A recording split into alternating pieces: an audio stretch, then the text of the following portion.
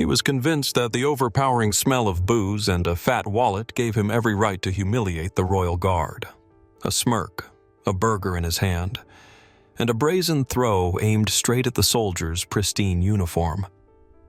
No one expected the silent guardsman to break protocol so decisively, shocking the entire crowd and turning the day on its head. How far would this conflict go? And what happens when defending one's honor means taking any measures necessary? On this day, a crowd was milling about when a suspiciously unsteady man appeared, reeking of booze from several feet away. He looked more like a giant battering ram, plowing through anything in his path. He was wearing a t-shirt that was way too tight, bearing some random slogan no one could decipher, and a pair of shorts that could barely do their job. One bystander couldn't help blurting out, "How can a person drink so much that he smells that awful?" This tourist, staggering with every step, was doggedly heading toward the guardsman. People in the crowd began to whisper nervously, sensing that something was about to go very wrong. Some were already pulling out their phones. A few wanted to record the ceremonial changing of the guard, while others were hoping to catch any chaos that might blow up on social media. Meanwhile, Marcus, the guardsman, did his best not to react. Long-standing tradition dictates that guards keep perfectly still in the face of any provocation. But there was something undeniably offensive in the tourist's eyes. The air felt charged, like storm clouds gathering over a palace. The drunken tourist, still swaying on his feet, stopped right in front of Marcus. All around them, hushed whispers and curious stares broke out. Everyone sensed that something out of the ordinary was about to happen. Mumbling incoherently, as if trying to form a thought, the man started yelling in broken English, laced with boozy, tobacco-stained tones. "Hey, guard! What are you standing there for like a statue? Entertain me, come on!" Marcus's face didn't seem to move a muscle, yet he could feel his patience stretching to the limit. Several people in the crowd started showing their outrage. "That's disgusting. Our guards are a symbol of the country, not clowns. Who even let this drunken jerk get this close?" A few brave souls tried politely to lead the tourist away, but he brushed them off, cursing under his breath. Still wobbling, he reached into his pocket. Within seconds, he pulled out a burger he'd obviously bought on the way, something to keep him going. It seemed like a regular bun with a patty, but in his hands it looked like a weapon of mass destruction. With a sarcastic grin, the tourist took aim. "Hey, guard, here's a royal gift for you," and he hurled the burger right at Marcus's chest. A stunned silence hung in the air.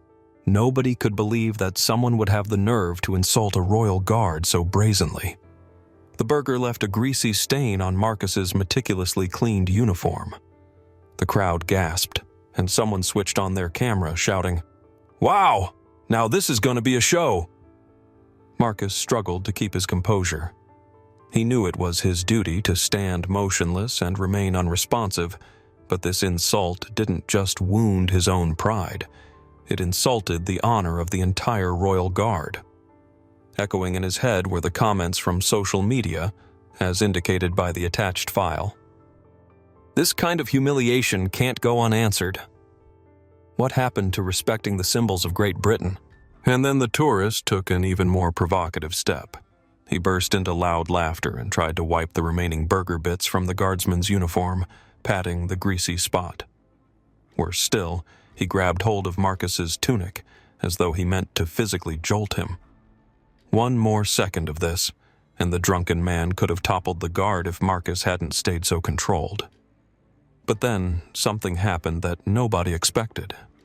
Marcus, who had been standing as still as a statue until that moment, suddenly made a swift, perfectly executed military step forward.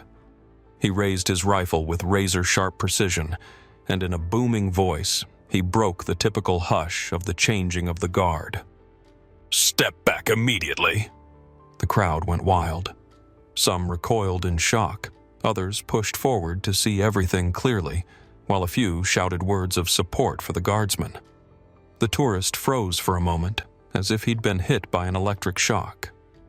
He obviously hadn't anticipated such power lurking beneath the guard's calm exterior.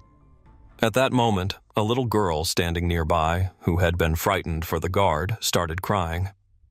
Seeing the child's tears, Marcus realized he had to resolve the situation quickly without letting it turn into an all-out brawl. He didn't want to endanger the child or anyone else in the crowd. Marcus raised his hand, signaling for no one else to approach. Then, addressing the tourist, he said, "You're not just insulting me, you're insulting my country and its traditions. Stand down." According to comments in the attached file, there were more words of support. "Yes, show them that traditions still have their heroes." People forget that these guards are not living statues. They're real military forces. The tourist, however, still didn't grasp the trouble he was in. He kept on complaining and reaching for Marcus's uniform. "Who do you think you are to boss me around? I pay taxes? No, maybe I don't. So what? I still have rights." Finally, just when it looked like a fistfight was about to break out, the royal security detail, alerted by the commotion, arrived. Several officers surrounded the drunken tourist and firmly, though carefully, grabbed him by the arms. The crowd exploded with shouts and applause. Some were cheering that this disturber of the peace got what he deserved, while others kept filming, already anticipating viral headlines. "Incredible. I've never seen a guardsman break protocol like that, but he was absolutely right," people wrote online. The tourist was led away, cordoned off with tape, and then had to deal with the paperwork that would later see him charged with disorderly conduct. His feeble attempts at resistance were pathetic. Slurred speech, a wobbly stance, and a huge, greasy stain from his own burger on his own t-shirt. Marcus, having stepped back from the conflict, checked to make sure the little girl was okay. He walked over, gave her a quick nod and a warm look, an expression that once again proved these guards aren't just about discipline, but also compassion. The child smiled back, and her parents thanked the soldier for his composure. Respect for this courage and resolve spread through the crowd, which started applauding. One person shouted, "Traditions stay alive as long as we have people like you." Marcus stood up straight, once again adjusted his uniform, wiping off the greasy spot, and took his position. He knew he'd done the right thing. He'd preserved the honor of the guard, prevented harm to bystanders, and shown the world that royal traditions deserve respect. And though the tourist received his punishment in the form of public humiliation, and likely a fine, the real lesson was that respect for culture and tradition is far more important than cheap thrills. Later on, in the aftermath of everything, many on social media wrote about how this incident had sparked renewed patriotism and pride in the Royal Guard. "Way to go. Time to show that the guards aren't just a photo op for rowdy tourists. Well done, Guardsman. He alone stood up for our flag and honor."